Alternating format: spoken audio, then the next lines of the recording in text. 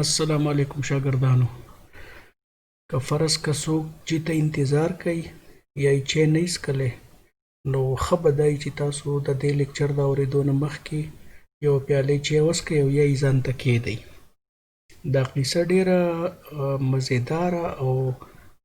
دا تاریخ درته نن زه د قیصې په شکل کې کومه، او د صوابی هغه خان لالا چې دی کومې قیصې چې په دې یوټیوب باندې کوي، نو زما امید دی چې زه به کوشش کوم چې د هغه په شان درته دا قیصه وکړم. په دې لیکچر کې به تاسو ته زه ډراما د سر نه واله تر د الیزبیتن ایج، لکه د 16 سنچري پورې چې ډراما په څه صورتحال کې وه، نو زه به تاسو ته د ګریکس نه شروع کوم، او بیا به زه تاسو ته د ټولو نه مخکې د دې ډرامه به هم پوه کوم چې دا وایي څه ته، ځکه چې موږ خو ډرامې ډېرې وایو، یاره وایي دا ډرامه ده یا ناول ده یا پویټري ده. بیا به د هغې په تاریخ باندې خبره کوو، او په ډرامې کې چې کوم خصوصي کوم د هغې خوبۍ وي په هغې به هم دغه تفصیل سره خبره کوو. بیا به د هغې نه بعد مونږ د انګلیش ډرامې تاریخ ته ځو. امید دی چې تاسو به په دې باندې پوه شئ، او په سر کې درته وایم چې په کوم ځای باندې نه پوهېدئ نو زه به درته د هغې کلیریفیکیشن کوم. بل یو ریکویسټ مې درته دا دی چې دا لیکچر تاسو په یو ځل باندې ټول که نه شئ فالو کولی، نو دا تاسو سټیپ وایز د سلایډز په شکل کې هغه فالو کولی شئ. دا لکه قسطواره شان، لکه څنګه چې په خلک سټوري کوي یا ډرامه وایي په هغې کې قسطونه وي، نو دغه شان به په دې لیکچر کې هم تاسو د لیکچر ته نن د ډرامې په شکل کې وګورئ، او د دې به مختلف قسطونه او دا به یو قسط د بل قسط نه ځي. نو لاول درته شروع کومه چې دا ډرامه وایي څه ته. د دې دا کم کانسپټ چې دی یا د ناول شو یا پویټري شوه، د هغې په مقابله کې ډېر خلک داسې وي چې د ډرامو ذکر ډېر زیات کوي، ډرامې ګوري هم ډېر زیات، خو ایکچولي ورته د ډرامې هغه ټیکنیکل څیزونه په ذهن کې نه وي، یا یې هغې ته خیال نه یا یې توجه نه وي، خلک مخکې ځي او شاته نه ګوري. نو لاول په دې کانسپټ باندې ځان پوه کوو. ډرامه چې ده نو دا د ادب هغه یو قسم دی چې د دې تعلق د پرفارمنس سره دی. د پرفارمنس نه مطلب دا دی چې دا به ایکټرز به او هغه به پرفارم کوي په سټیج باندې. په دې وجه باندې دې ته سټیج آرټ هم وایي. دا هغه فن دی چې د دې تعلق د سټیج سره دی. ښه سټیج چې دی نو ستاسو په ذهن کې راځي، نو د سټیج نه مقصد زموږ دا ماډرن سټیج چې دی دا لږ بدل دی، دا د تھیټر په شکل کې راځي. که تاسو چېرته په ګوګل کې د ګریک تھیټر ورکئ او بیا په ایمیجز باندې کلیک کوئ، تاسو ته به د تھیټر خاکه راشي چې چار چاپېره به ورته خلک د شین اسمان د لاندې ناست وو، او په منځ کې به پلیئرز وو یا به ایکټرز وو، او هغوی به هغه ډراما پرفارم کوله. یو مشهور انګریز دی، د هغه نه الفرډ هیچکاک نوم دی. هغه وایي چې دا ډرامه چې ده نو دا د ژوند یو داسې نظاره ده چې د دې کې فضول پاټونه نه وي. لکه د دې نه د ده مطلب دا دی چې کله یو رایټر ډرامه لیکي، نو که فرض که دا د یو سړي د مرګ په حواله سره ډرامه ده، یا د یو کس د مینې په حواله سره ډرامه ده، نو په هغې کې فضول څیزونه فضول پاټونه تیا کټ کوي. لکه مثال کې طور پر د یو سړي په ژوند باندې هغه خبره کوي، نو دا پکې نه کوي چې یاره دی چای څکي او یا د پیالۍ نه شور وباسي، او دا څیزونه میزونه دا لکه فضول خبرې دي. کومه خبره چې د هغې ډرامې د هغه مقصد سره د هغې تیم سره ټچي، نو په هغې معاملاتو ذکر کوي. او هغه ډل بیټ څه ته وایي؟ دا کم چې زمونږ روزمره معاملات دي، چې کم سړی سهار پاسي او یا مطلب دا دی چې مخ وینځي او یا مونځ کوي، دا څیزونه میزونه چې دي نو دا د روټین څیزونه یې دا ترې وباسي، او ایکچول چې کوم ایکشن دی نو په هغې باندې فوکس ساتي. څنګه چې مې درته په سټارټ کې وویل چې د ډرامې تعلق د سټیج سره دی او د پرفارمنس سره دی، نو دی دا وایي چې لکه دا ډراما یا دا پلی یو داسې څیز دی چې دا کتلی کېږي هم او دا اورېدلی کېږي هم. نو که تاسو تھیټر ته لاړ شئ یا ایون که تاسو په ماډرن ډے سینما ته وګورئ، نو په هغې کې تاسو سکرین باندې لیدل هم کوئ او په غوږونو اورېدل هم کوئ. او دا د دې دا تھیټر ورته چې کوم وایي، نو تھیټر د ګریک له ژبې یو ټکی دی د هغې معنی ده چې کتو ته وایي نو د هغې نه دا تھیټر ټکی ډیرایو شوی دی. اوس د ډرامې چې کوم اهم خصوصیت دی نو هغه دی کمیونیکیشن. اوس کمیونیکیشن باندې ځان پوه کړئ. کمیونیکیشن داسې وي چې لکه یو کس خبره کوي او بل کس ته رسي. اوس دا کمیونیکیشن په پویټرۍ کې هم کیږي، دا په ناول کې هم کیږي او دا په ډرامه کې هم کیږي. نو موږ ولې وایو چې د ډرامې خصوصي فیچر کمیونیکیشن دی؟ د هغې وجه دا ده چې که فرض که موږ په دې خبره باندې مطمئن یو چې دا ډرامه پرفارم کیږي نو د دې کمیونیکیشن ډایرک وي. لکه ډایرک څنګه تاسو چې په تھیټر کې ناست یئ یا ایون په ماډرن ډے سینما شوه، لکه تاسو زه چې دا اگزامپلز در کوم نو تاسو په خپل ذهن کې تھیټر راولئ که زه پکې خطا کیږم. نو ته چې کله یو ایون زما دا لیکچر چې تاسو اوس اورئ نو زما او ستاسو په منځ کې کمیونیکیشن کیږي. خو دا کمیونیکیشن چې دی نو دا 100% کمپلیټ نه دی. ولې نه دی؟ تاسو ما نه وینئ. نو په دې وخت کې تاسو زما فیلینګز او یا زما ایموشنز او یا زما ایکسپریشنز چې کوم دي، زما باډي لینګویج هغه تاسو نه وینئ. صرف د اواز د حده پورې تاسو ته کمیونیکیشن دی. نو ممکنه ده چې تاسو زما د اواز نه ډیر څیزونه ځان له ډیرایو کوئ، خو ضروري نه ده چې ستاسو د هره دغه چې دی نو ګیس دی ټیکي. خو که فرض که زه په دې کې ویډیو آن کما او زما تصویر تاسو وینئ یا زه مخامخ تاسو ته لګیا یم او خبرې کومه نو بیا به دا کمیونیکیشن زیات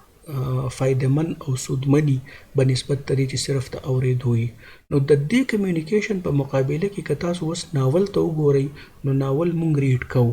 نو په ریډینګ کې مونږ ته انډایرکټ کمیونیکیشن کیږي. بل دا ده چې موسټلی په هغې کې د ناول رایټر به ذات خود لګیا وي، په هغې کې ډایلاګ فارم نه وي. په دې کې ډایلاګ وي نو د دې نه رایټر وتی دا ډایرکټ د ایکټر او د کم سړی چې دا ډرامه ګوري د هغه په منځ کې د دې رشته وي نو دا کمیونیکیشن پکې ډایرکټ وي او د دغې ډایرکټ کمیونیکیشن د وجې نه بیا د هغې اثر هم ډایرکټ وي. نو دا د دې یو ډېر خصوصي فیچر دی.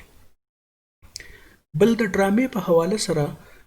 یو څو خبرې زه تاسو ته کومه، خو د دې دا مطلب نه دی چې دا به په هره ډرامه اپلای کیږي، ځکه چې دا خبره په ذهن کې ساتئ چې ډرامټیسټ چې دی کم سړی چې ډرامه لیکي نو هغه یو ادیب دی، د ادب سره تعلق ساتي او دا د هغه خپل ذهني کرییشن دی. نو ضروري نه ده چې که زه ډرامه لیکمه نو زما د کرییشن هغه معیار او هغه طریقې کاري کم چې د یو بل ډرامټیسټ دي. نو په هغې کې ویریشنز پاسیبل دي. خو جنرلی چې مونږه د ډرامې کم بنیادی خصوصیات یا د هغې هغه رنګ خلکو ته ښکاره کوو نو مونږه په میجارټي بیسس باندې خبره کوو یا په هغه ډرامو په بنیاد خبره کوو چې کم ډیرو اعلی پایې والا خلکو لیکلي. نو د هغې په بیسس یو خصوصیت د ډرامې دا دی چې په دې کې کیریکټرز لیمیټډ دي او د دې ټایم پیریډ هم لیمیټډ دي. په دې دواړو مو پوه کومه. د لیمیټډ کیریکټرز نه مطلب دا دی چې که فرض کا یو سړی یو ډرامه لیکي او هغه د یو بادشاه د عدالت په حواله سره ده یا د یو خاندان په حواله سره ده یا د یو کلي په حواله سره ده، نو په هغې کې مخصوص یو څو کیریکټرز دي چې په هغې باندې د رایټر فوکسي او ډیر زیات کیریکټرز پکې نه شاملي، کلی پکې نه راولي، ټول عدالت او ټول کوټ پکې نه راولي. د ټایم په حواله سره د دې دا خبره ده چې د دې ټایم لیمیټډ دي. ګوره ټایم یو هغه دی چې کم تاسو په سټیج ګورئ چې یاره یا ګنټه ډرامه ده یا 2 ګنټې ده یا 3 ده، دغه ټایم زه نه یادوم. ټایم زه هغه یادوم چې کم په ایکشن باندې بیس دي. لکه فار ایگزامپل زه یوه قیصه لیکمه نو د هغې قیصې دور به ډېر زیات اوږد نه وي. داسې قیصه به نه وي چې په هغې کې به یو ماشوم پیدا کیږي او بیا به که تاسو خیال کړئ په دې فلمونو کې د ریل په دې پټلۍ باندې منډه وهي او ایسته پکې دنګ یو غټ شي که نه. نو مطلب دا شو چې دی په هغه وخت کې په لاول چې منډه شروع کولو نو دی فرض کړه 10 کالو چې غټ شي نو 20-25 کالو ته ورسي. او بیا به د دې نه پس چې دی نو که تاسو د عام طور په موویز کې وګورئ نو بیا د هغې نه بعد هغه واده کوي او بیا چې دی نو نوکري به کوي او بیا به خپل دشمن وجني. نو دا سړی پکې چې دی نو د 30-35 نه اوښتی. نو د دې ټایم پیریډ څه شو؟ 30-35 سال شوه. په په ډرامه کې دونه پیریډ نه وي. په ډرامه کې محدود ایکشن او د هغې عام طور ارسټاټل وی چې په کار ده چې د دې دا ټایم د 24 غنټو نه زیات نه وي. لکه په 24 غنټو کې لکه یو کار نن شروع شو او په هغې کې واقعیت مخکې ځي او په کار ده چې within 24 hours د هغې حل راوځي. نو په 24 hours کې خو مخکې به په ګریک ټریجډیز کې به د هغې ایکشن لیمیټډ و، خو بیا چې کله انګلیش ته دا ډرامه راله یا د نورو خلکو کله ټرای وکړه په دې باندې، نو د شیکسپیر د ډرامو ټایم بیا لږ سیوا شو. خو عمومي طور موږ دا وایو چې د دې ټایم لیمیټډ وي او دا خبره چې کله موږ د ناول په مقابله کې کوو نو بیا به هر صورت ټیک راځي. په ناول کې ډېر زیات کیریکټرز دي. که تاسو چېرته یو ناول وګورئ په هغې کې کیریکټر سیوایي، په هغې کې سین سیوایي، په هغې کې علاقې لوکیشنز د هغې ایریا ډېره غټه او بل دا دی چې خلک پکې سیوایي، نو د دې مطلب دا دی چې واقعیات پسې وایي، او چې واقعیات سیوایي نو لکه دا کله ناکله دومره زیات وسیع چې هغه پوره د هغه علاقې یا د هغه معاشرې د عکاسۍ د هغې یو تصویر جوړ شي. نو په ناول کې او په ډرامه کې یو دا فرق تاسو په ذهن کې یاد ساتئ. د دې په مقابله کې که تاسو پویټرۍ ته راشئ نو په پویټرۍ کې عموما شاعر د خپلو خیالاتو او د جذباتو ترجمانی کوي. نو دا انډیویژول کار شو، لکه شاعر به یا په ځان باندې لیکل کوي یا به په خپلو احساساتو لیکل کوي یا به په بل کس باندې کوي. نو په دغه صورت کې د دې سکوپ ډېر زیات لیمیټډ شو. نو ډرامه چې دا تقریبا د پویټرۍ او د ناول په منځ کې ده. نو دا مې درته د ناول او پویټري په منځ کې په دې کې ښوده چې تاسو ته د ډرامې دا کانسیپټ کلیر شي. اوس مونږ راځو، دا د دې زمونږ د دې لیکچر بل پارټ دی او په هغې کې مونږ دا ګورو چې دا ډرامه د کوم ځای نه راغلې ده. دا مخکې چې دنیا وه په هغې کې ډرامه نه وه، نو بیا په څه طریقه باندې د دنیا دا لیکوال پیدا شوه او دا ډرامه چې د دې دا تصور څنګه ډیولپ شو. نو د دې په حواله سره تاسو په ذهن کې لاولنۍ خبره خو دا په دغه کې وساتئ ذهن کې چې دا ډرامه چې ده نو دا د گریک ورب ډرین نه راوتې ده او د هغې مطلب دی ټو ایکټ اور ټو پرفارم. مطلب هغه لاوله خبره چې مونږ کړې وه چې دا پرفارمنس بیسډ آرټ دی، سټیجډ آرټ دی، نو د هغې خبرې دلته هم تاسو ته یاد دهاني وشوه. اوس عموما د څه خلکو خو دا رایه ده چې یاره ایجپشن چې کوم سیولایزیشن و د مصر سره ریلیټډ، نو شاید چې د دې ډرامې تاریخ د هغه ځایږي نه راغلی دی. خو چونکې په هغه وخت کې په دنیا کې داسې مسلمه تاریخ وونه، نو ډیر هیسټورینز داسې دي چې هغه د ډرامې سټارټ د ګریک سیولایزیشن نه اخلي. اوس په ګریک سیولایزیشن کې په موږ ځان پوه کوو چې دا ګریک سیولایزیشن کې دا څنګه راغلی وه. او اسانه ده، لږ ورته تاسو توجه وکئ. ګوره په ګریک وخت کې چې دی که نه، په هغه وخت کې ډیفاینډ مذهب نه و. مذهب نه و او د مذهب چې کوم تاثر نو هغه مونولیتیک نه و. مونولیتیک څه ته وایي چې لکه ته په یو خدای باندې یقین ساتي. د دې خلکو دا ګمان و چې په دنیا کې د خلکو ځان له ډېر شي خدایان جوړ کړي وو. لکه یو د باران دپاره شو، یو د زلزلو نه د بچ کېدو شو، څه د فصل دپاره او د زمیندارۍ دپاره و، د کاروبار دپاره و، د خاندان د خوشحالۍ دپاره، د دې هر څه دپاره د خلکو ځان له خدایان جوړ کړي وو. او د هغې خدایانو په بنیاد باندې به دوی د خپل ژوند هغه مسلې هغو ته به یې سوالونه کول یا د هغې دپاره د خوشحالولو یو طریقه کار یې ځان له جوړ کړی و. نو په دې طریقه په یونان کې خلکو ژوند اړو. نو دا خبره ستاسو دپاره امپورټنټ ده چې د یونان د خلکو طریقه کار د ژوند څنګه و. اوس راځو چې دې یونانیانو د دې ډرامې دا خبره چې مونږ کوو نو د ډرامې سره د دې څه تعلق دی. ګوره په ډرامه کې دلته چې دی د دې امپورټنس دا دی چې په یونان کې به مذهبي رسومات کېده. د مذهبي رسوماتو نه او یا پته نه لګي چې دا خلک سیلیبریشنز کوي که نه، دا میله ټایپ چې دا میلې به وي.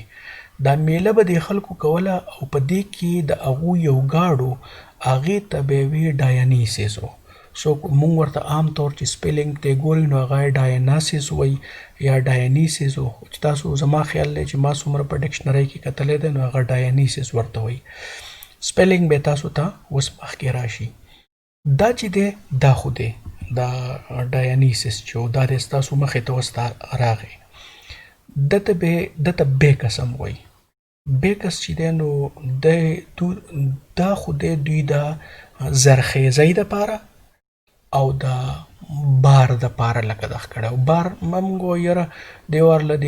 غنمو بار نه دی کړی، دې ورله میوې بار نه دی کړی. بار مینس چې کومه میوه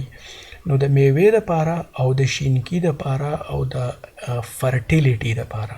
چې په ځمکه کې کوم د یو بوټي د رازیږولو قوت او صلاحیت موجودي د دوی دا ګومانو چې که دا ګاډ ډایانیسیس زموږ نه خوشحاله نو زمونږ ځمکې به فصلونه ښه کوي، بار به ښه کوي او د دې د وجې نه به زمونږ خلک چې دی نو هغه به خوشحالي. ځکه چې که اګریکلچر خلک وي نو پخوانو خلکو خو به نور هېڅ هم نه کول، خو دغه خروسکو ته به ناست وو که نه. نو د دې دپاره به دو چې دی نو د دې ګاډ د خوشحالولو دپاره د دې عبادت کوو.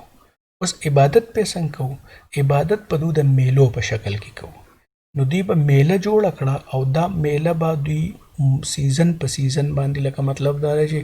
لکه دا که اوس په دې ځای کې وایو چې ټماټرو له بیله میله او پیازو له بیله میله او بیا چې پکې لا دا کوزه په دې سموال چې دي که نه نو دغلته خو به د میلو نه خلک د سره نه وزګارېدو ځکه چې دغلته خو پکې تمباکو هم کوي او ګني پکې هم کوي نو ټولې به میلې وي. نو د دې میلو کې به دوی د دې ډایانیسیس صفت کو د به ثنا کوله او په دې بنیاد په د دو دا ګمانو چې دی زمونږ نه خوشحاله وي نو زمونږ به ځمکې سرخیزي او مونږ به خوشحاله یو. دا بیکس چې دته وایي نو دا د دې ګاډ اف واین په سینس کې هم د استعمال کیږي. که چېرته تاسو ته په سرچ کې دا راغی نو تاسو دا خبره په ذهن کې ساتئ. خو دلته مونږ د دې هریالۍ سره او د زرخیزۍ سره د تعلق ساتو. زما یقین دی چې تاسو د میلو په دې قصه پوه شوئ که نه. ښه اوس د دې میلو تړون راولو د ډرامې سره. په دې میله کې به څه کېده؟ په دې میله کې به د خلکو سندرې وي او ګډېده به او دا به د کورس په شکل کې وو. دا کورس چې دی نو دا د خلکو ګروپ ته وایي. په دې ګروپ کې به عام طور 50 کسانو. دې 50 کسانو به په یو ځای باندې سندره وي، په یو ځای به ګډېده. خو زمونږ دا سندرې به نه وي دا اوس چې په دې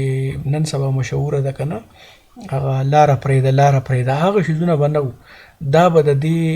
ډایانیسیس په صفت کې او د هغه په تعریف کې به دا هغوی لکه د هغو دا ګمانو چې مونږ دا ګاډ به په سنګینګ او په ډانسینګ باندې خوشحالېږي. کله ناکله به داسې وشوه چې د دې ګروپ چې کوم ورته ما کورس ووي په دې کې به چې کوم لیډر به و نو هغه به په دې سندره کې د دې ګاډ په صفت کې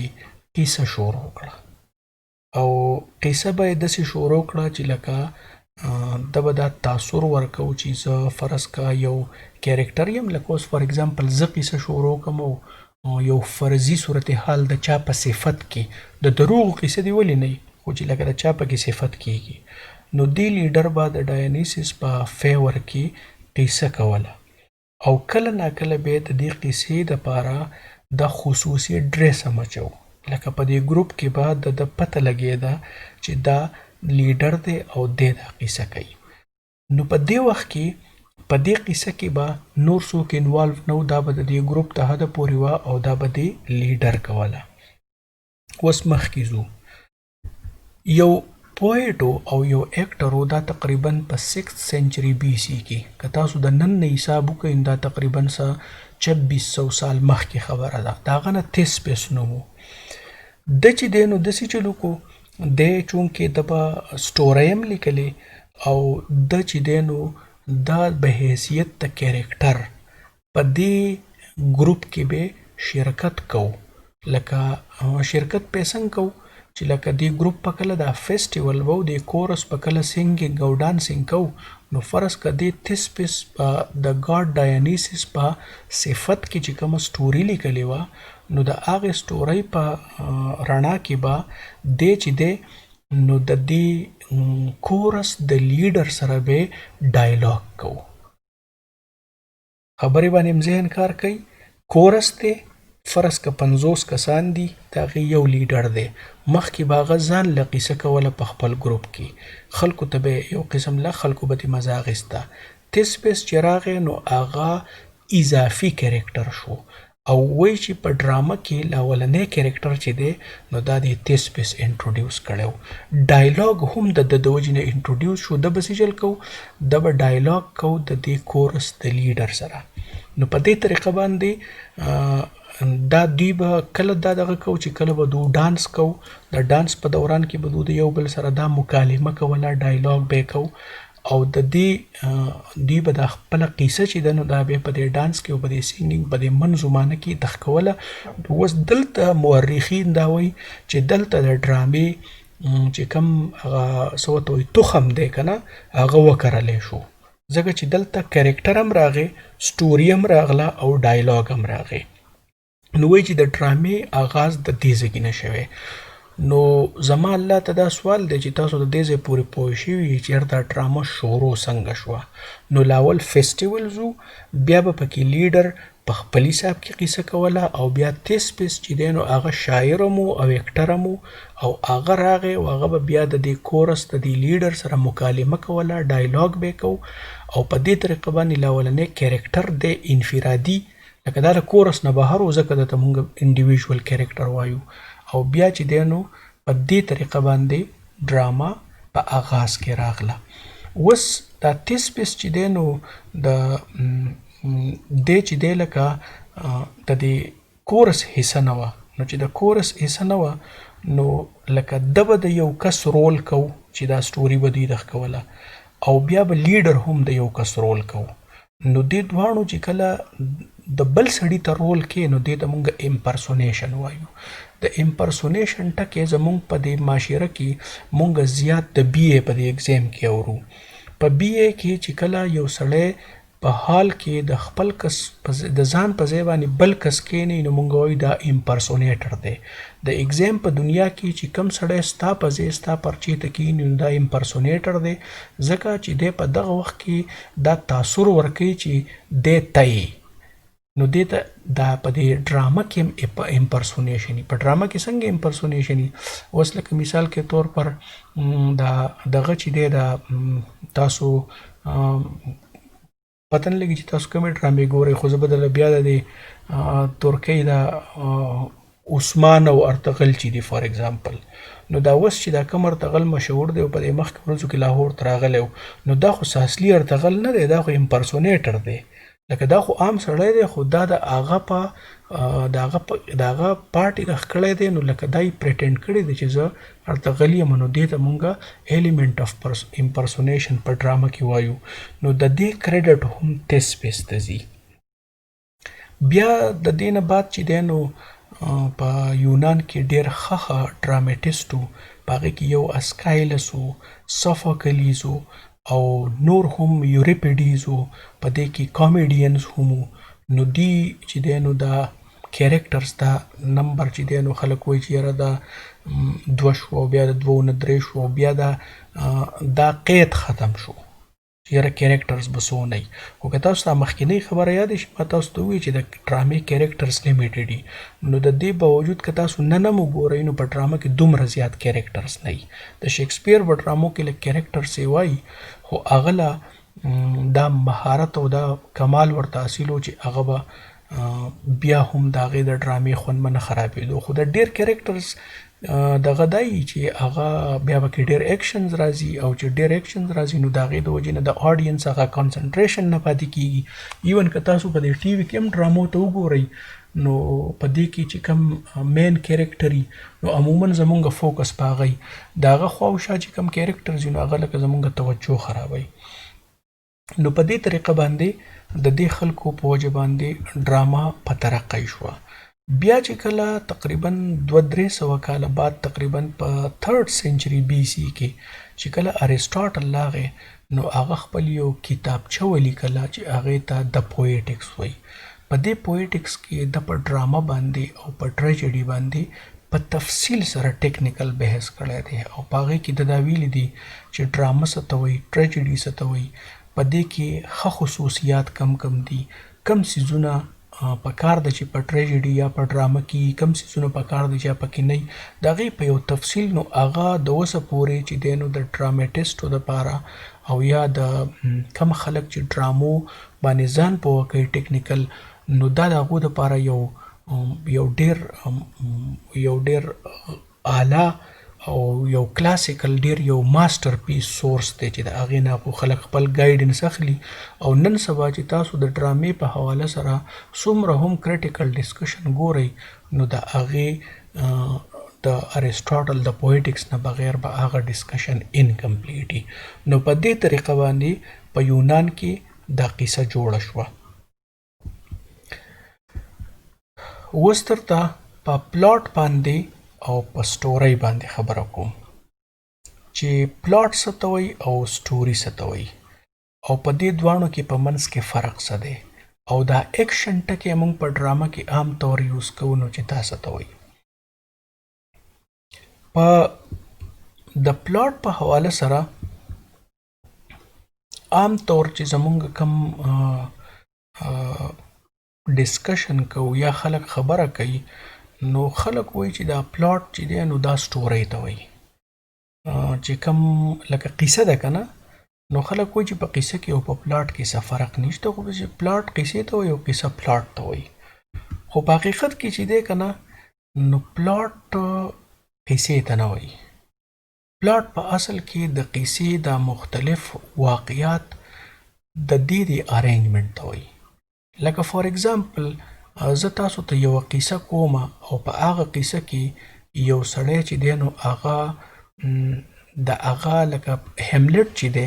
د هیملټ قیصه که زه تاسو ته وکړمه، نو خو تاسو ته خیر ډیرو کسانو ته پته نه وي، خو په هیملټ قیصه کې چې دی نو هغه د خپل پلار بدل اخلي. د هغه پلار یو کس وجلی دی چې هغه د هغه تره دی او دی به د هغې بدل اخلي. اوس دا قیصه ده، یا ستاسو په کلي کې یوه قیصه ده، نو د دغې قیصې فرض که ما ته هم پته ده، تا ته هم پته ده، بل ته هم پته ده، فرض که 100 کسانو ته پته ده، دې 100 واړو کسانو ته تاسو ووایئ چې یار تاسو دا قیصه وکئ، ټول به یو شان نه کوي. د هر سړي د قیصې د کولو طرز او د هغې ارینجمنټ بدلي، نو دغې ارینجمنټ ته بیسیکلي پلاټ وایي. نو زما ګمان دی چې تاسو به د پلاټ او په سټوري عام طور دواړه د یو بل په ځای استعمالیږي، خو په حیثیت د لیټریچر د طالب علم پکار دا ده چې تاسو ته دا کلیریټي چې په پلاټ او په سټوري کې فرق څه دی. اوس پکې یو بل فرق څه دی. قیصه چې کله مونږ کوو، نو په قیصه کې ډیر شی واقعات دي او په هغې کې مونږ د ترتیب خیال نه ساتو. نو چې کله ته د ترتیب خیال نه ساتي، نو ضروري نه ده چې هر ایونټ دې د بل سره لینک کي. مطلب دا دی چې یو سړی دی او د هغه د ژوند قیصه ته کې، نو هغه ته د اپیسوډس په شکل کې کې، د قسطونو په شکل کې کې، یو قسط وشي، یو کار یې وکړو، بیا یې بل کار وکړو، خو دا یو کار او د دې بل کار په دې منځ کې تاسو ته د دې څه کاز اینډ افیکټ لینک نه وي. په پلاټ کې به داسې کوي رایټر چې کله یو ایکشن وشي، یو ایونټ وشي په ډرامه کې، او په هغې پسې چې ورپسې کوم ایونټ دی، د دې دواړو په منځ کې به یو لینک وي. لینک به څنګه وي چې که دا کار نه وی شوی، نو دغه به نه کېدو. نو دا لینک چې دی، دا لاجیک چې دی، دا کاوزل ریلیشنشپ څه ته وایي؟ د کاز او د افیکټ ریلیشنشپ، چې کله د یو څیز کاز وي نو افیکټ به وي، نو که کاز نه وي نو افیکټ به نه وي. او لکه د دې د وجې نه چې دی نو هغه په پلاټ او په سټورۍ کې فرق راځي چې په سټورۍ کې د دې څیزونو لحاظ نه وي. بل د پلاټ په باره کې اهمه خبره دا ده چې د دې به بیګیننګ وي، د دې به میډل وي او د دې به اینډ وي. د بیګیننګ نه مطلب دا دی، بیګیننګ په پښتو کې ورته مونږه شروعات وایو. د شروعات نه مطلب دا دی چې کله یوه ډرامه تاسو ګورئ، نو د دې ډرامې نه چې مخکې کوم واقعات دي، نو د دې ډرامې په کانټیکسټ کې تاسو دا ضرورت نه محسوسوئ چې تاسو یې د هغې حالاتو نه هم خبر شئ. لکه فار اگزامپل په ټي وي کې یوه ډرامه شروع شي، او په هغې کې یو سړی دی او د هغه ښځه ده او فرض که 3 بچي دي او 3 واړه معذوره دي او په دې باندې یوه قصه ده. نو ستا په ذهن کې دا ضرورت نه محسوسیږي چې ته دا معلوم کړې چې دا سړی د واده نه مخکې څنګه و یا د ده دا بچي چې نه و نو د ژوند څنګه و. نو دا څیزونه دا سوچ که فرض که رایټر ستا په ذهن کې لکه دی داسې واقعیات بیان کړي چې ستا دغې طرف ته سوچ لاړ شي دا پراپر بیګیننګ نه دی. عام طور چې مونږ ډرامه ګورو یا څه ګورو نو د هغې نه په مخکیني واقعیاتو باندې مونږ دونه زیات لکه هغه د ډرامې د وجې نه زمونږ هغې طرف ته سوچ نه ځي نو دې ته مونږ بیګیننګ وایو. او بیا میډلی د میډل مطلب دا دی چې کومه قصه ته کې نو د هرې قصې آغاز مي او د هغې انجام مي نو انجام یې اینډ شو او دا میډل چې دی نو دا هغه پیریډ دی چې دا بالکل په دې کې به تاسو په ذهن کې ساتئ چې په دې کې به د سسپنس دا ایلیمنټ وي. نو که تاسو خیال کړئ مونږ چې چېرته ډرامه ګورو یا فلم ګورو یو سټیج مونږ داسې ورسو چې مونږ ته پته ولګي مونږ په کیریکټرز پوه شو مونږ د ایونټس نه خبر شو مونږ ته پته چې په دې کې اوس کم سړی دی کم سره مخالف دی کم سره ملګری دی څوک چاته نقصان رسوي خو مونږ ته دا پته نه چې په دې کې به کم کار کم دغه کېږي. اوس عموما زمونږ د دور جدید کم دا موویز دا کومه دنیا چې ده نو دا خو ډېره زیاته پریډکټیبل شوې ده.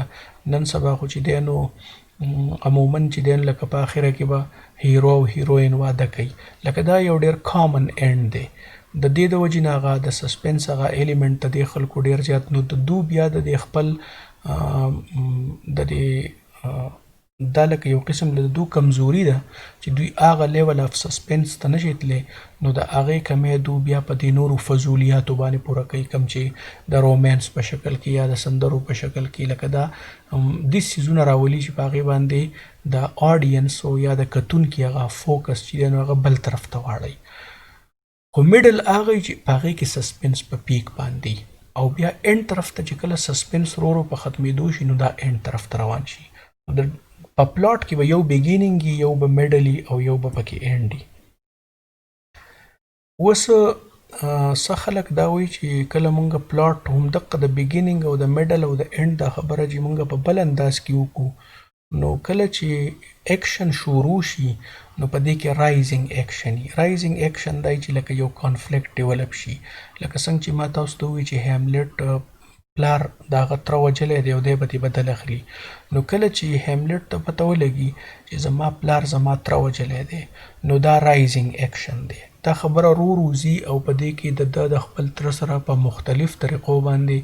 معاملات راځي او د هغه سره انټریکشن راځي او د ده په دې ذهن کې خو دا خبره چې دا زما د پلار قاتل دی نو مختلف کمپلیکیشنز ډیولپ کیږي او کلایمکس ته خبره اله ورسېږي چې لکه دی 100% شور شي چې دا زما د پلار قاتل دی. لاول د ده په ذهن کې څه شکوک و شبهات دي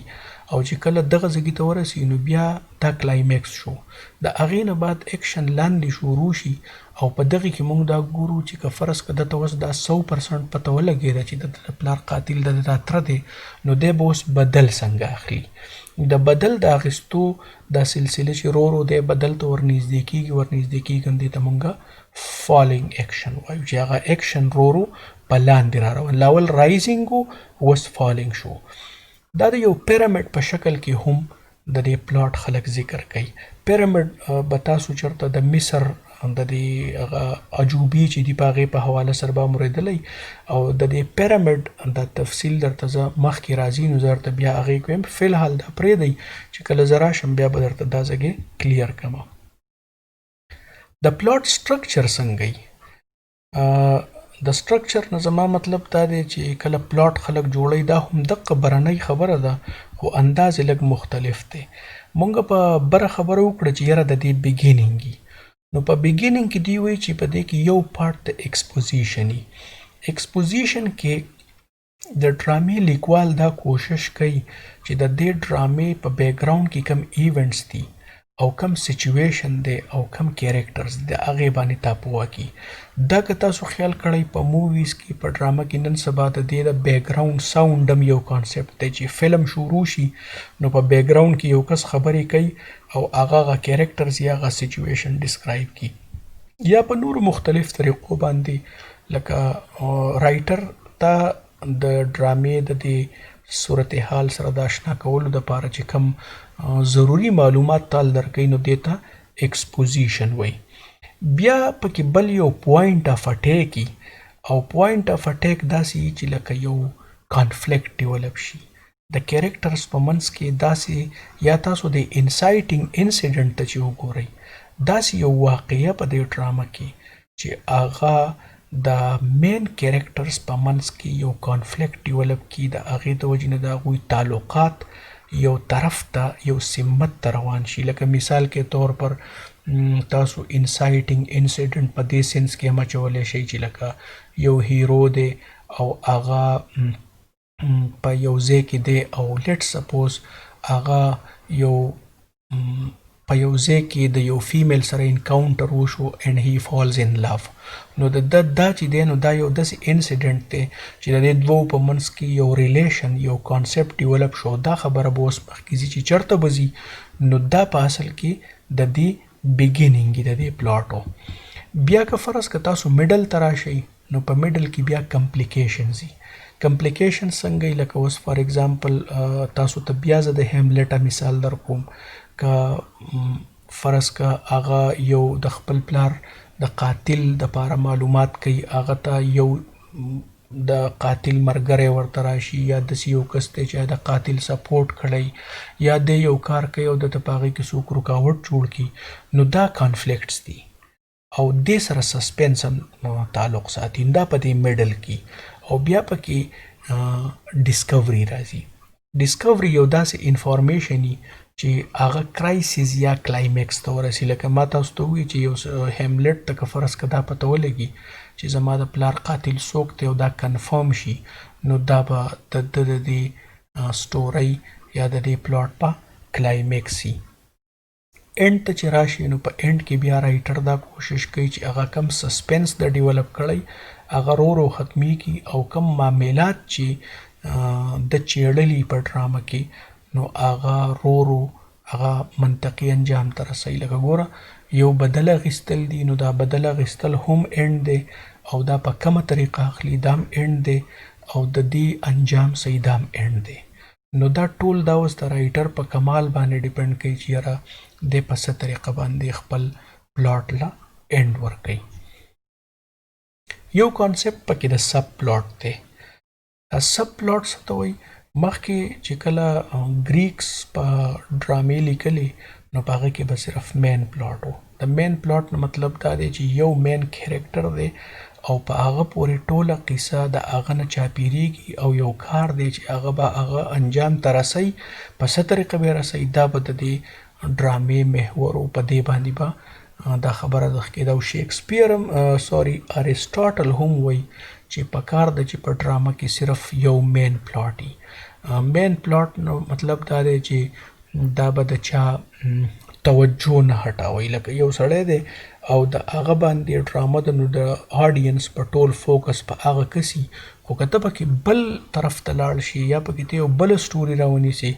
نو دا به د هغې هغه اثر کموي. نو په دې وجه باندې ارسټاټل چې دی نو دا د دې مرګرتیا نه کوله. شیکسپیر د لیجیانو هغوی د سب پلاټ شیکسپیر ډیر زیات استعمال کړی و او بیا چې کله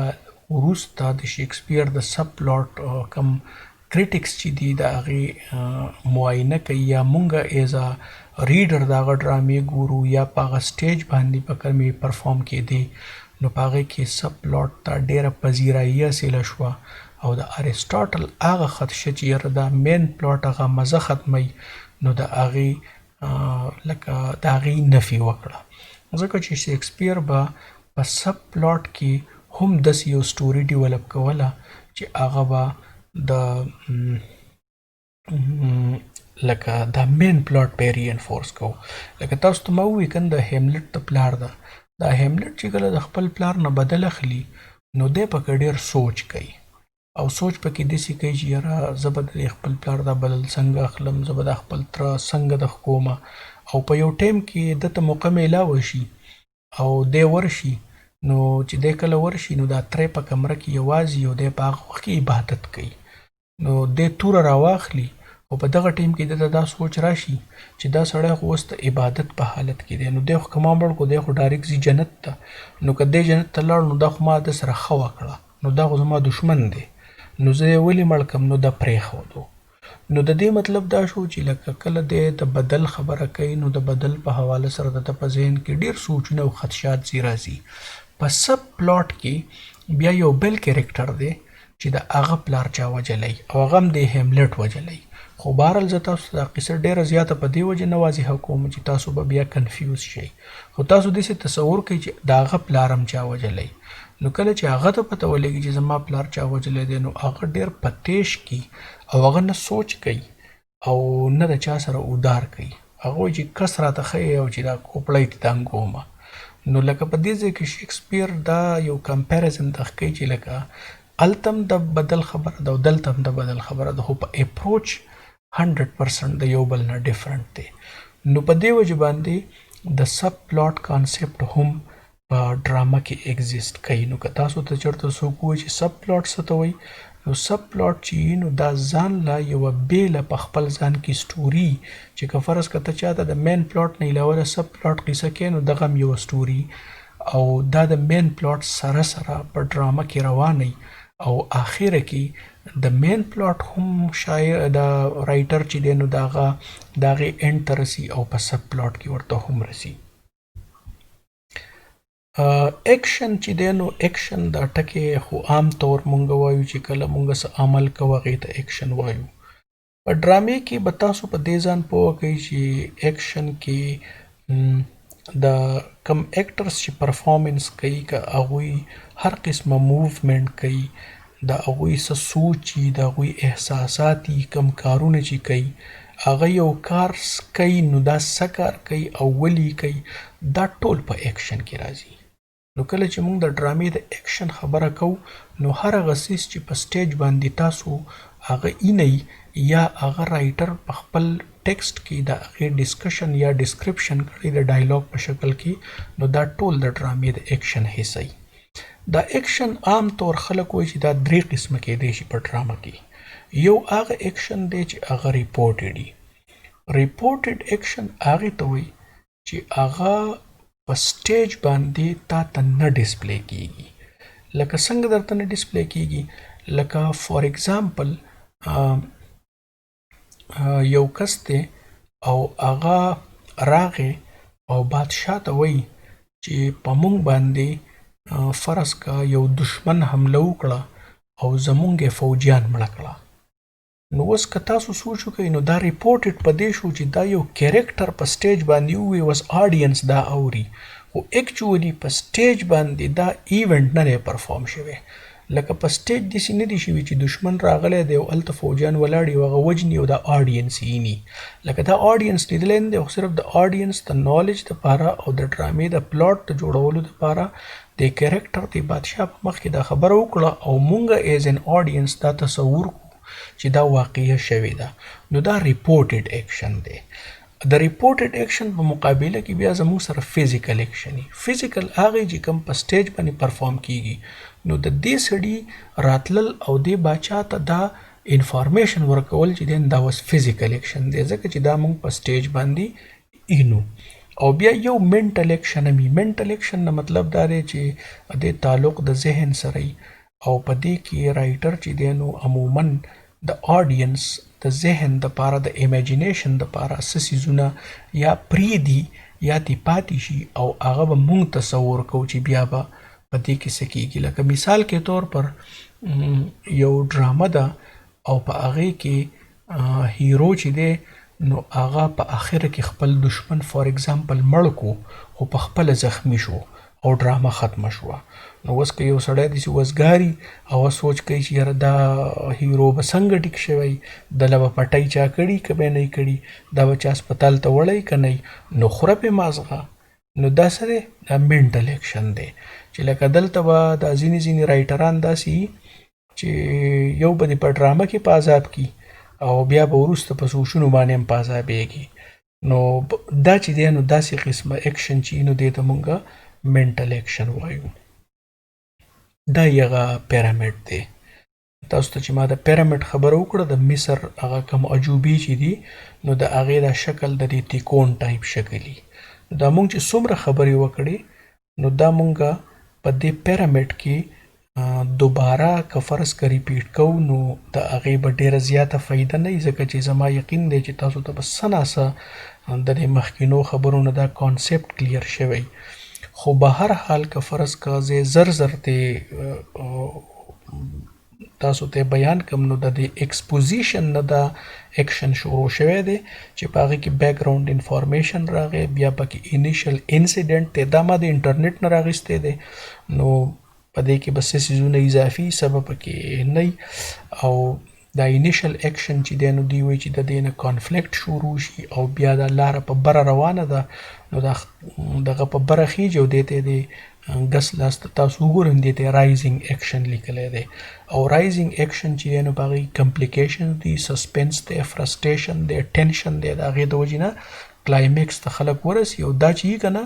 د کلایمیکس ته چې دا ډرامه ورسي که نه نو په دغه وخت کې که دا چېرته د جګړو مګړو ډرامه وي نو چې دا کم سړی ګوري نو دی هم په دې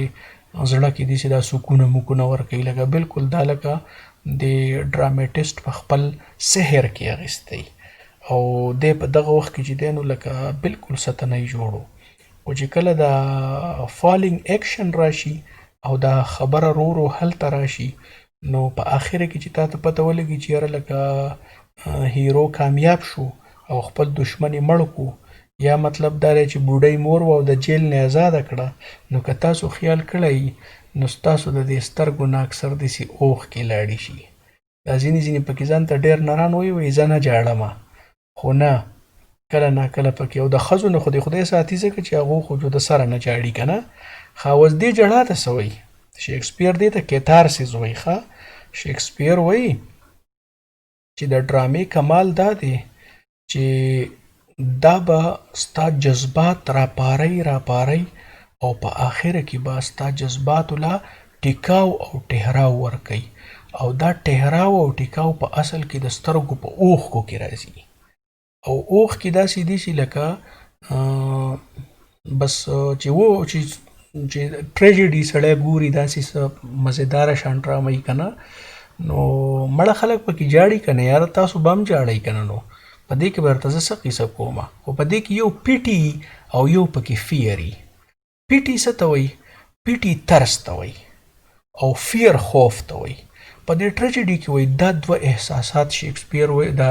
ارسټاټل وایي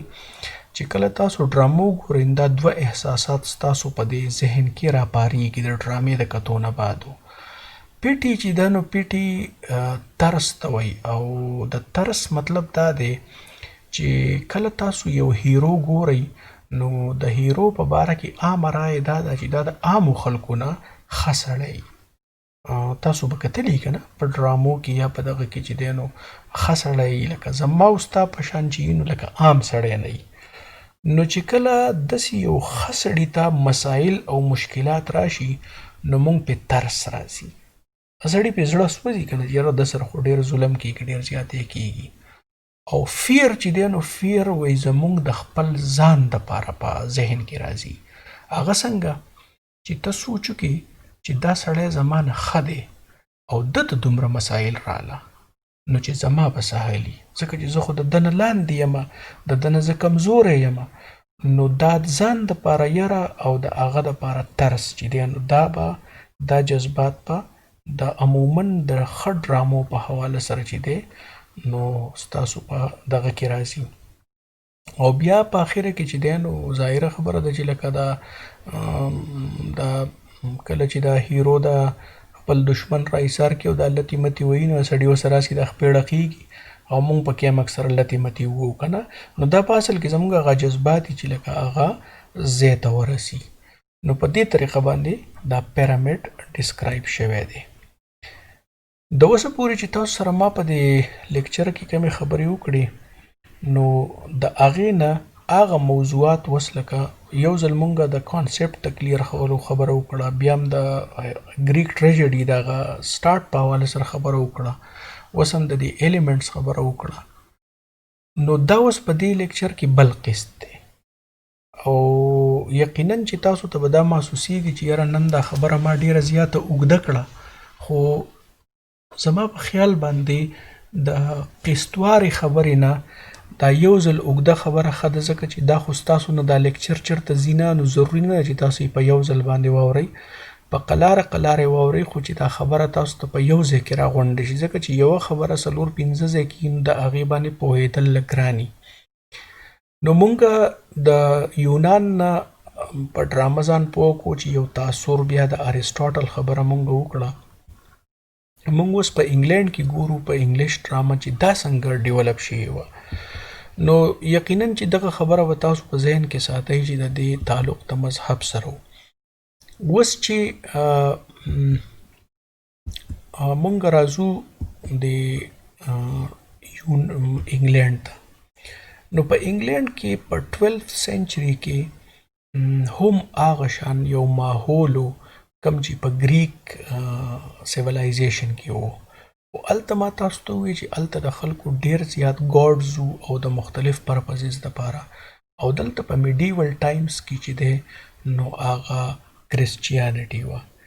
د کرسچیانټي د پرچار دپاره یا د هغې د تبلیغ دپاره به په چرچ کې چې کوم پادریان وو نو هغوی به د چرچ چې کوم رسومات دي یا د هغې د مذهب کوم طریقې کار دی، کوم عقاید دی، نو په هغې باندې به هغوی داسې سمپل ټایپ ډرامې جوړولې. د هغې بنیادي مقصد به دا و چې د عیسایانو ته د عبادت او یا کوم مخصوص مذهبي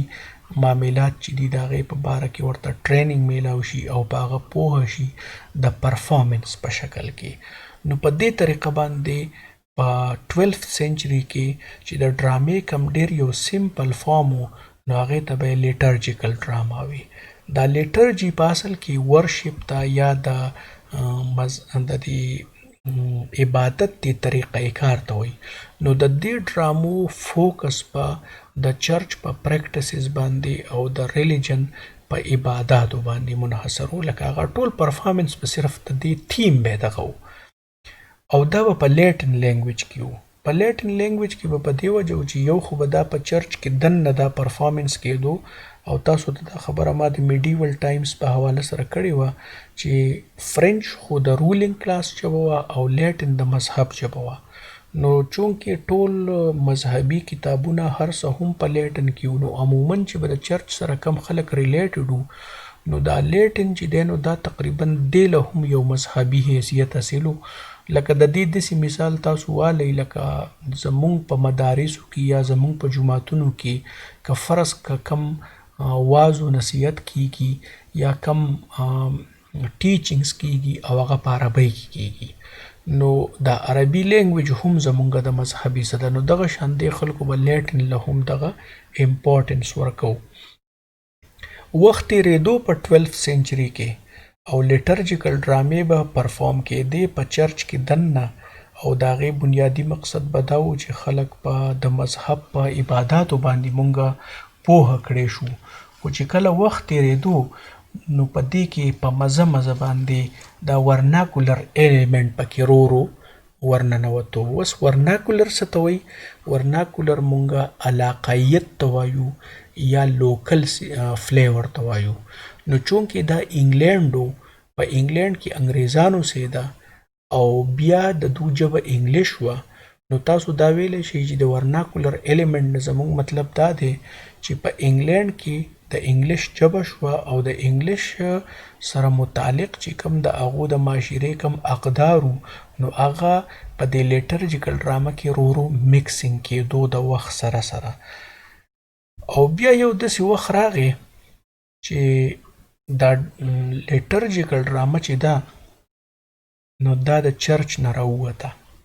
د چرچ نه څنګه راووته چې لکه مخکې به په چرچ کې د دې پرفارمنس کېدو، اوس د دې یو وجه دا هم کېدی شي چې که فرض که ته د چرچ ګوور سیوا شي، لکه ډېر خلک چرچ ته ځي او یا هغه په یو محدود ځای کې نه اکاموډیټ کېږي، نو د هغې دپاره تا ته لږ کولاو ځای پکار وي. او د دې یو وجه دا هم کېدی شي چې لکه په لیټرجیکل ډرامه کې میکسینګ دومره و چې د دې خلکو چې کوم هغه پیور کرسچن هغه سوچ و د عبادت هغه نو څنګه چې هغه سوچ ورو کمزوری کېدو نو دغه شان د چرچ او د دې لیټرجیکل ډرامې هغه رشته ورو کمزوري کېده نو په لاولني سټیج کې دا د چرچ صحن ته راووته بهر ځګي ته او بیا یو وخت داسې راغی چې دا عام بازار ته یا کوڅې ته یا دا میډو چې دی د میډو نه مطلب زمونږ دا یو کولاو میدان شینکې ګراوند چې ورته مونږ وایو لکه دې ته دا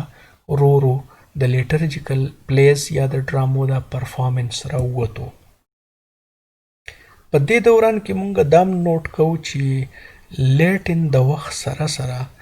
د دې دا استعمال په لیټرجیکل پلیز کې ډیر زیات کم شو بلکې تقریبا ختم شو. د ختم نه مطلب دا دی چې په انګلیش کې به د دې پرفارمنس شروع شو. د دې سره یو بل خبره هم ستاسو په ذهن کې پکار ده چې لکه کله چرچ نه ډرامه راووته او دا عام کوڅې ته او میدان ته راووته نو که تاسو اوس سوچ وکئ نو په عامه کوڅه کې او په میدان کې به په هغه وخت کې په انګلینډ کې عام خلک وو چې هغوی به انګلیش وي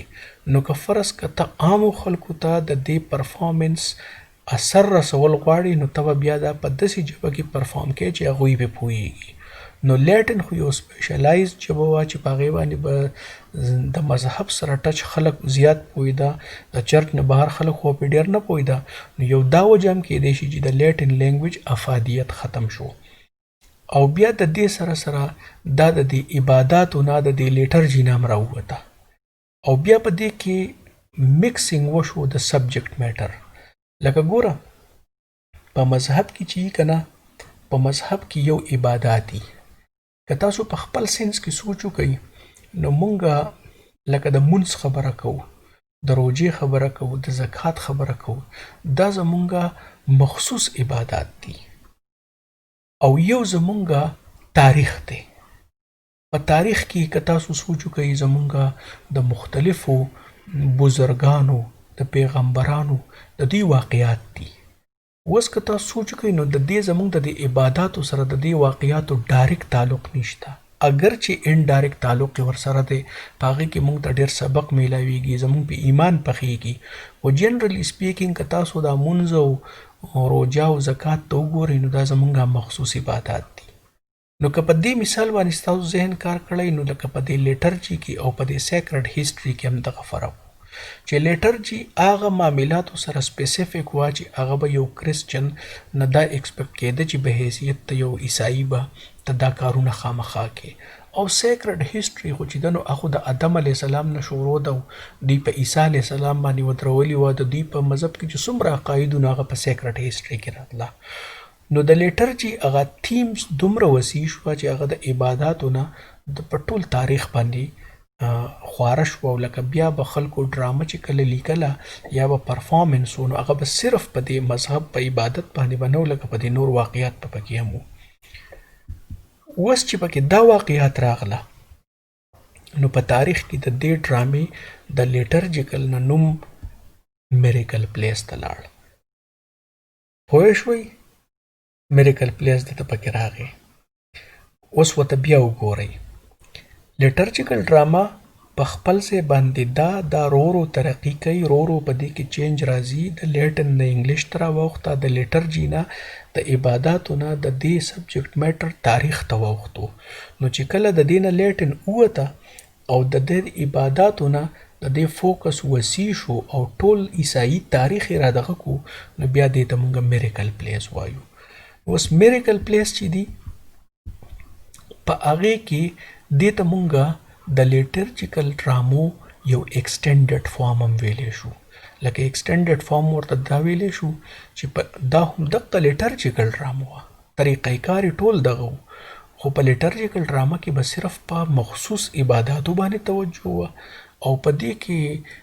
تاریخ راغی لکه مطلب کریشن تاسو پیژنئ چې انسان څنګه پیدا شوی، دنیا څنګه پیدا شوی، دا فال بیا د ایډم او ایو هغه قصه ده، بیا ډوم سټی چې دی نو هغه د ډے اف ججمنټ سره یا د آخرت سره تعلق ساتي. نو مطلب دا یو تاریخ دی د عیسایانو په تاریخ کې په مذهبي دا ټول واقعیاتو نو دا د میریکل پلیس په سکوپ کې رااله، په دې باندې به دا ډرامې یا دا پلیس به پرفارم کېدی. چې کله دا د دې دا تیم ورو وسیع کېدو نو په دې کې بیا کامن انټرست هم د خلکو سیوا شو. لکه کامنلی په سوسایټي کې چې په ډرامه کې مخکې د خلکو کم انټرست نو په هغې کې ورو اضافه راله. د هغې وجه دا ده چې د مخصوص رسوماتو یا عباداتو سره خو به د هر چا شوق نه وي، خو که فرض که یو سړی ډېر واقعیات چیړي نو په دې بنیاد به د هغه فالوورز هم ډېر زیاتي. د هغه به لکه که تاسو د نن سبا د میډیا ته وګورئ یا د نورو سیزونو ته وګورئ نو د کم سړی چې هره لوبه کوي نو هغه زیات د هغه فالوورز وي. کم سړی چې یو مخصوص کار کوي نو د هغه فالوورز په هغه حساب باندې کمي. لکه اوس فرض که مونږ دا لیکچر ورکو نو که تاسو وګورئ نو زمونږ دا لیکچر به عام طور په سوشل میډیا باندې عام خلک خو نه ګوري، خو که فرض که په دې کې مونږ نورې قصې شروع کړو، مونږ پکې څه انټرټینمنټ بل څه شروع کړو نو چې ورو مونږ دا میټیریل په دې کې ویرایټي پیدا کوو نو زمونږ به فالوورز هم سیوا کېږي. نو لکه دې کې د انټرټینمنټ هغه ایلیمنټ هم راغی. اول خو زیات ټیچینګ و د مذهب، اوس پکې د انټرټینمنټ ایلیمنټ هم راغی. نو چې کله انټرټینمنټ ایلیمنټ پکې راغی نو د دې سره یو بل منطقي طریقې کار څه کېږي چې په دې کې بیا چې عام خلک پکې انټرست واخلي نو دې ته د بزنس په طور هم ډېر خلک ګوري. د بزنس په طور ورته څنګه ګوري، لکه اوس فار ایگزامپل یو څیز دی هغه لکه تاسو د فیسبوک ته یا د یوټیوب ته وګورئ نو که فرض که د دې په مقابله کې یو داسې اپلیکیشن د سوشل میډیا چې هغه په یو خاص ایریا باندې فوکس کوي نو هغه به لږ خلک یوز کوي، او که فرض که ته په هغې کې هر قسمه دغه ور واچې نو دې ته به بیا خلک د بزنس، نو تاسو ته پته ده چې په فیسبوک کې او په یوټیوب کې د دنیا خلک بزنس کوي. نو کم چې په هغه وخت کې په میډل ایجز کې تاسو ته ما د مرچنټ کلاس خبره کړې وه نو هغې مرچنټ کلاس داسې چلو کو چې هغوی ویګن سټیج دا کانسیپټ په هغې کې ډیولپ شو په انګلینډ کې. د ویګن سټیج نه مطلب دا دی ویګن خو تاسو د ګاډي په سنس کې اخیستی شئ یا خرګاډی شو یا داسې څه ګاډی چې لکه هغه په څه طریقه باندې ته د یو ځګي نه بل ځګي ته موو کې نو دو داسې لکه مووینګ تھیټرز چې ورته مونږ وایو. لکه مثال کې طور پر دوی به لکه یو 15 کسان دي او هغه یو ډرامه پرفارم کوي نو هغه به یو تاجر سپانسر کو او د هغې له به هم لکه یو قسم له پیمنټ ورکوه، هغوی به هغه ویګن به د یو ځګي نه بل ځګي ته بوتلو، هغه ډرامه به یې پرفارم کوله نو د هغوی به هم کاروبار چلېدو، د ایکټرز به هم یو دغه حساب کتاب روانو. نو په دې طریقه باندې په دې میریکل پلیس کې د ویګن سټیج دا کانسیپټ هم راغی. اوس دا میریکل پلیس چې دی نو د دې ډیر شی لکه تاسو ته اوس په دې مخ کې دغه کې پته ولګي، تاسو ته ما د سایکلو مخ کې هم خبره کړې وه چې په دې کې سایکلز وو. سایکل چې دی نو لکه دا ستاسو د دوو پایو والا سایکل نه دی بلکې دا هغه موږ ورته وایو چې هغه څنګه چې تاسو لایف سایکل وایئ که نه، نو دا به داسې وه چې لکه ایکټرز په هغوی به په دې ویګنز باندې یا به د دې پرفارمنس کوم د یو ځګي نه بل ځګي ته تله، بل ځګي نه بل ځګي ته. نو په دې کې چې کوم سایکلز مشهور دي نو په هغې کې چیسټر سایکل و، یارک سایکل و، ویکفیلډ سایکل و، کوونټري سایکل و. د کوونټري سایکل په حواله سره خو دا مشهوره ده چې د دې نه صرف 2 پلیس پاتې شوي دي. نور که تاسو وګورئ نو په دې چیسټر سایکل کې 25 پلیز و، بیا په یارک سایکل کې 54 پلیز دي او په ویکفیلډ سایکل کې 32 پلیز دي. که تاسو یې دې قصو ته وګورئ نو هم هغه تاسو ته ما ووایي چې کومه سیکرډ هسټري ده لکه د ابراهیم علیه السلام و، د ابراهام شو، د کریشن شو، فال شو، ایډم شو، ایف، دا ټوله هسټري په دې میریکل پلیس کې به د دې پرفارمنس کېدو. ښه اوس ورته لږه ډډه بدله کوي ځکه چې بل ته دې وړو. اوس دا میریکل پلیس په خپل ځای باندې ښه مشهوري دي، خلک یې خوښوي او خلک یې ګوري او دا د میډل ایجز انګلینډ دی. خو په دې دوران کې د ډرامې یو بل قسم په مارکیټ کې راغی او هغې ته به یې وي مورلیټي پلیس. اوس په مورلیټي پلیس کې او په میریکل پلیس کې فرق څه و؟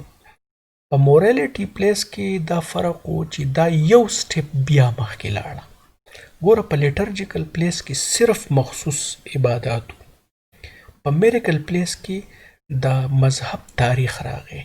په مورلیټي پلیس کې د اخلاقی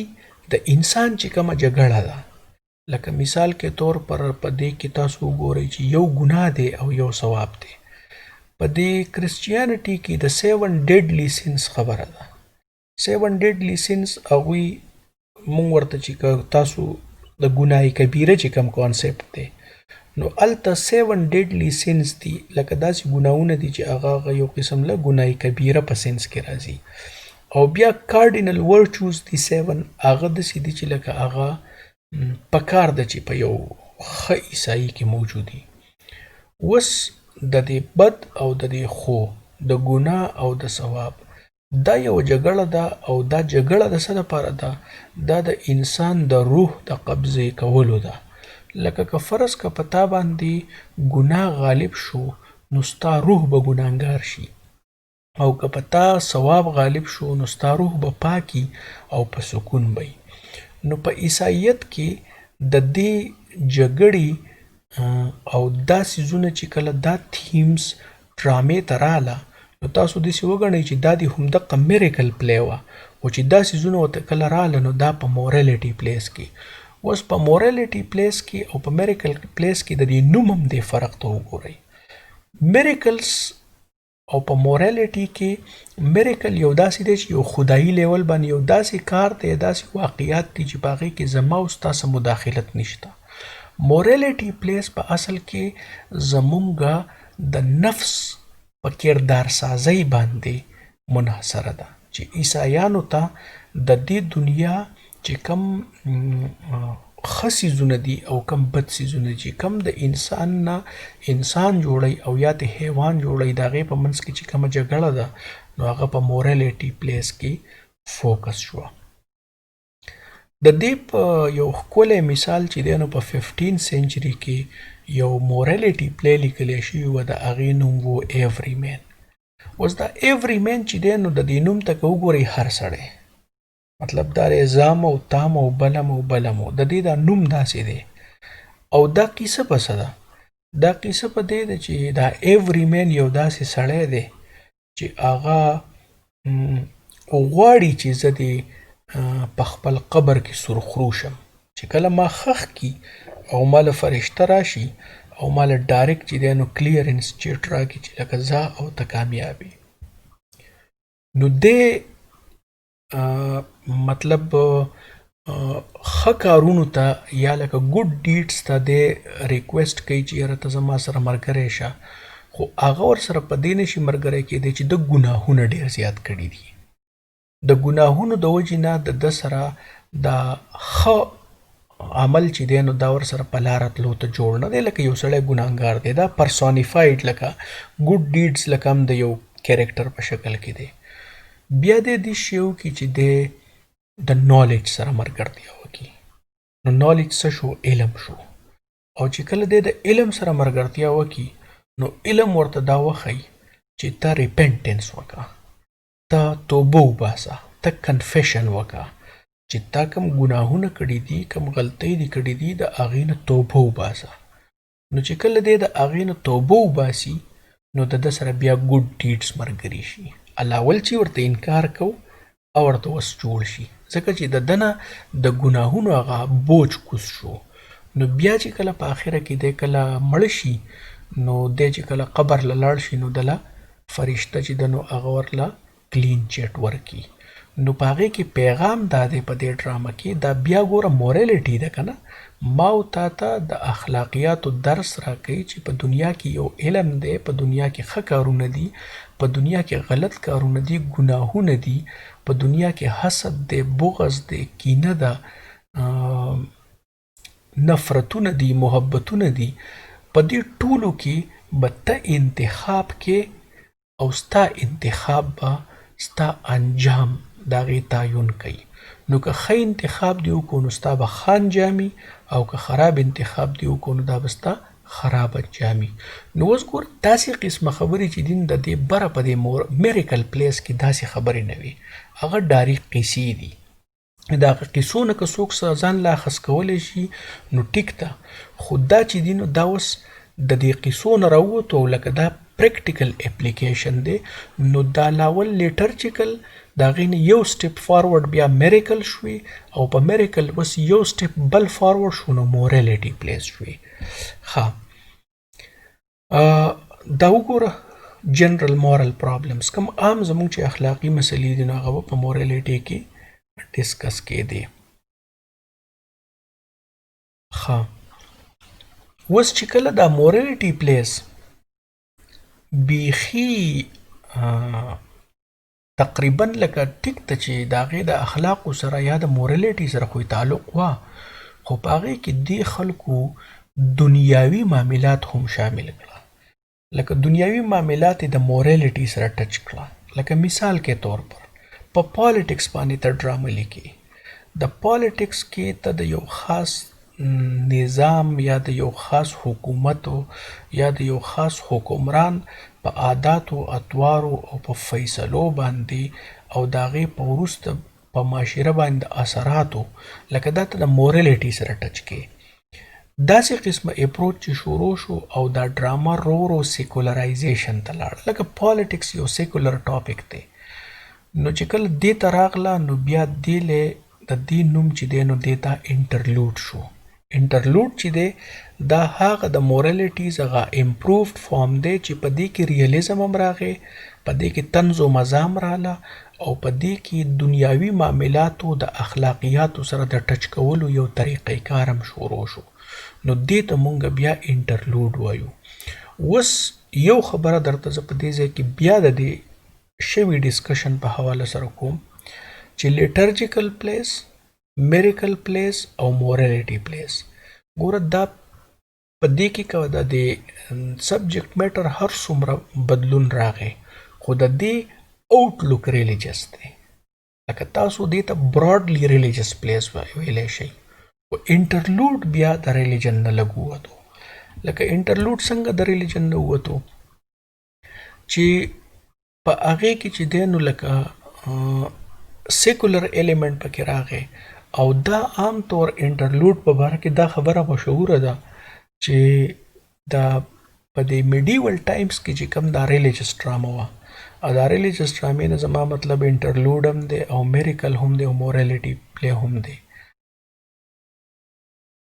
دا چې دی نو کله سیکولر ډرامه په 16 سنچري کې لکه بیا یو داسې وخت راغی د انټرلوډ نه بعدو چې هغه پیورلی سیکولر شو، نو دا ټرانزیشن شو. لکه انټرلوډ چې دی نو دا یو داسې ډرامه ده چې په دې کې مذهب هم شته او په دې کې سیکولریزم هم شته، خو د دې نه اخوا بیا پیورلی سیکولر دی او که په شا ځي نو موریلیټي او میریکل او لیټرجیکل چې دي دا مذهب دی. نو دا یو ټرانزیشن لاین شو. په دې وخت کې ډرامه چې دا هغه وخت دی په ذهن کې راولئ تاسو ته چې ما مارټین لودر ویلی و، د ریفارمیشن موومنټ مې درته ویلی و. نو په دې وخت کې په هر لیول باندې لکه د مذهب په حواله سره سوالاتو، بیا تاسو ته ما د هیومنسټک ایجوکیشن هم خبره کړې وه، د هیومنزم. نو په دې کې شفټ څه راغی؟ د سلیویشن نه خبره ایجوکیشن ته ووته. سلیویشن څه ته وایي؟ د اخرت کامیابۍ ته. مخکې چې څومره فوکس و هغه د اخرت په کامیابۍ و، اوس فوکس په ډرامه کې راغی په ایجوکیشن باندې، ستا په لرنینګ باندې، ستا په کیریکټر باندې. دا هغه هیومنزم سره تاسو دا تړلی شئ. بیا چې دی نو د مذهب نه خبره پالیټکس سره ووته. دا په هنري ایټ په کانټیکسټ کې تاسو کتی شئ. هنري ایټ کینګ و او هغه په مذهب کې چې دی نو هغه انګلیکن چرچ او لکه هغه پولیټیسایز شو. په مذهب باندې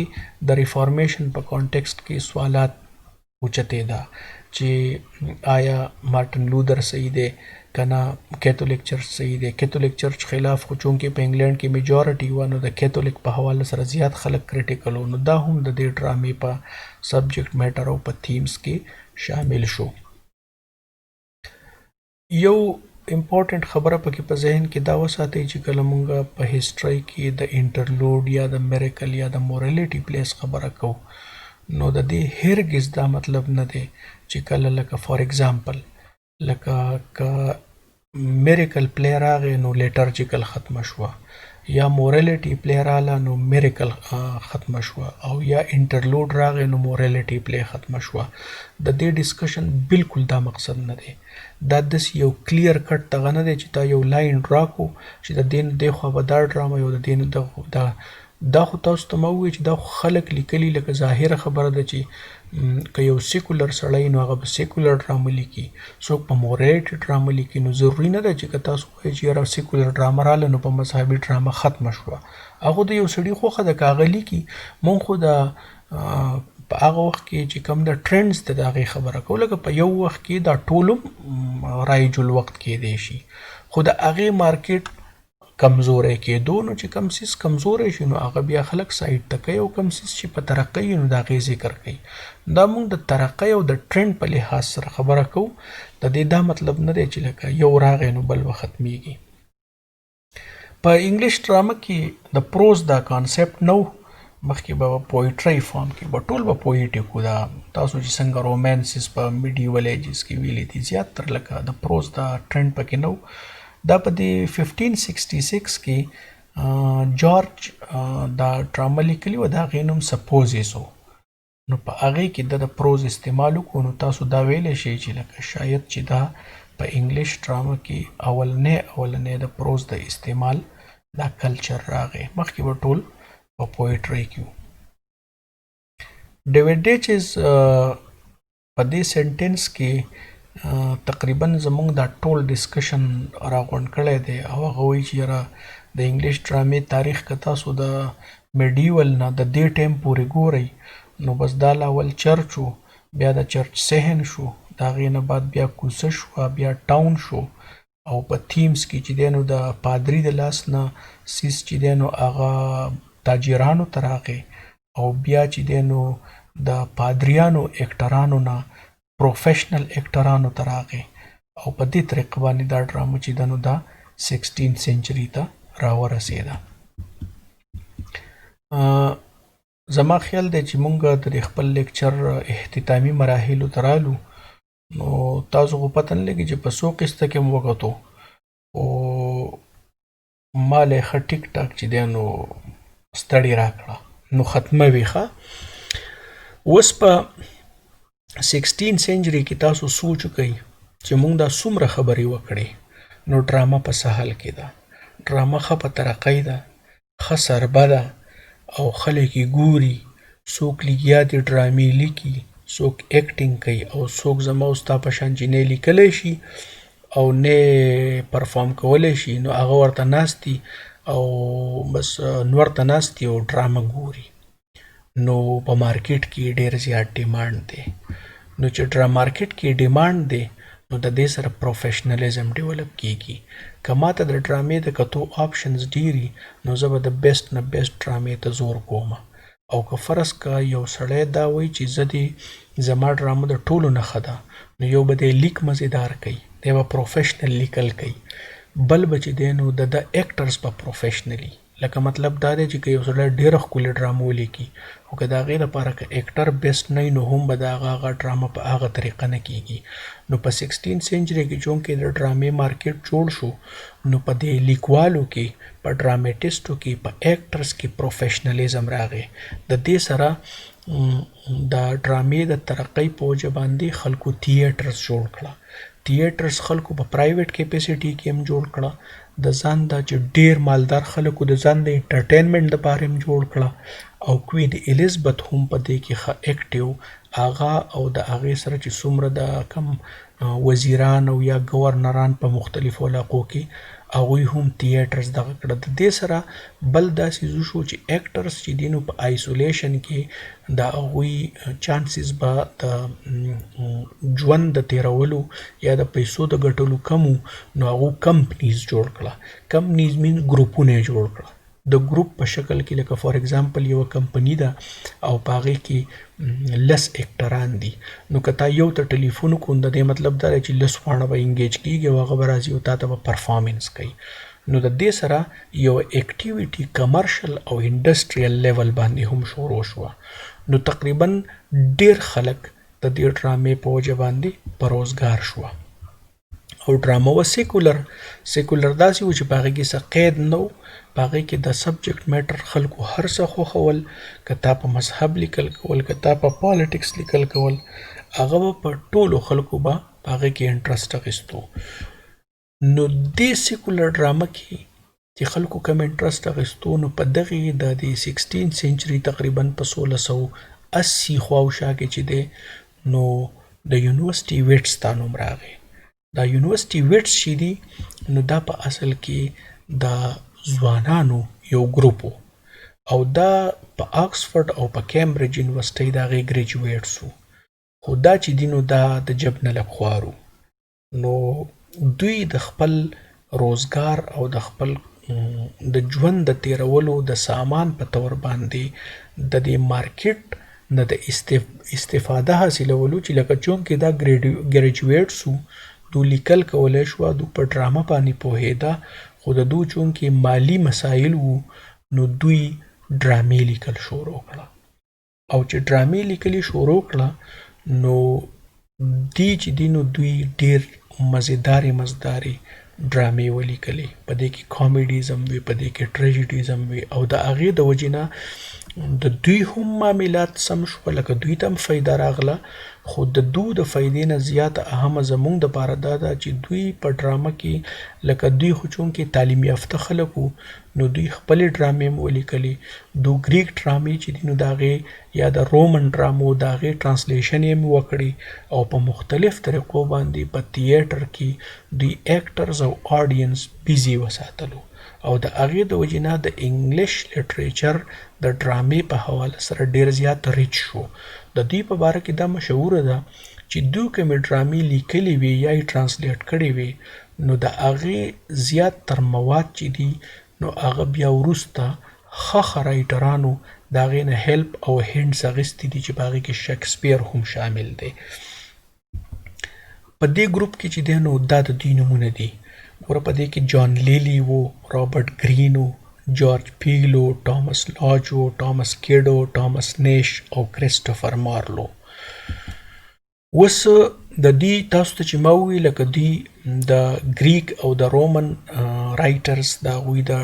پلیز نه هم هیلپ اخیستی او ټرانسلیشنز یې هم کړي وو. دوی کامیډیز هم لیکلي وو، دوی ټریجډیز هم لیکلي وو. د ټامس کیټ مثال که موږ والو، نو د چې کوم ډرامه لیکلې وه د سپینش ټریجډي، نو هغه یوه ډرامه داسې وه، دا تاسو به ګوګل کې ځان له کتی شئ چې د دې قصه د څه په باره کې وه. خو زه به درته جنرالي دا ووایم چې د دې په تیمز کې لو هم شامل و، کانسپیریسي پکې وه، مرډر پکې و، ریونج پکې و.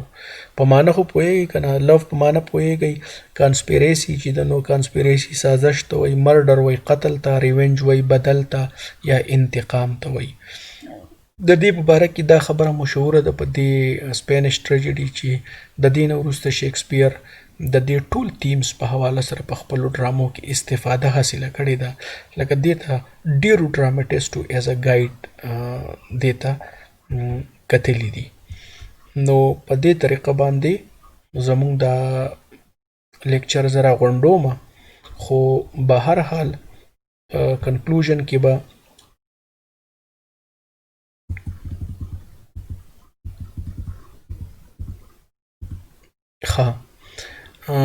په دې کې درته زه صرف دا یوه خبره اضافي شاملومه. پته نه لګي څه کسان خو به رانه تلي وایي به چې خبره یې ختمه کړه. خو د دې یونیورسټي ویټس په حواله سره ستاسو د سټډي ضرورت په هله پوره کېږي چې څنګه ما تاسو ته د ټامس کیټ د دې سپینش ټریجډي دا اګزامپل درکړی دی. نو پکار دا ده چې په دې کې تاسو د دې نورو کسانو په حواله سره هم لږ ډېر معلومات حاصل کړئ، او د دوی چې کوم مختلف ډرامې دي د هغې نه چې تاسو ته سټوري اپیلینګ ښکاري، نو پکار ده چې لږ ډېر پې ځان پوهه کوئ. د کریسټوفر مارلو په حواله سره به مونږ په تفصیل سره ان شاء الله بیا په نیکسټ لیکچر کې چې په پښتو کې راځم نو ان شاء الله چې بل وار لبا په کریسټوفر مارلو باندې راځم نو الله م خوشاله کا پته نه لګي چې دې ځای ته به پکې څوک را رسېدلي خو هر څوک چې را رسېدلي دي نو الله تعالی دې په دین دنیا خوشاله کا او ډېره ډېره مهرباني که څه سوال وي څه مسله وي نو ووایئ ځکه چې دا لیکچر ډېر اوږد شو پته نه لګي چې څنګه به خو الله دې خیر کړي ډېره مهرباني السلام علیکم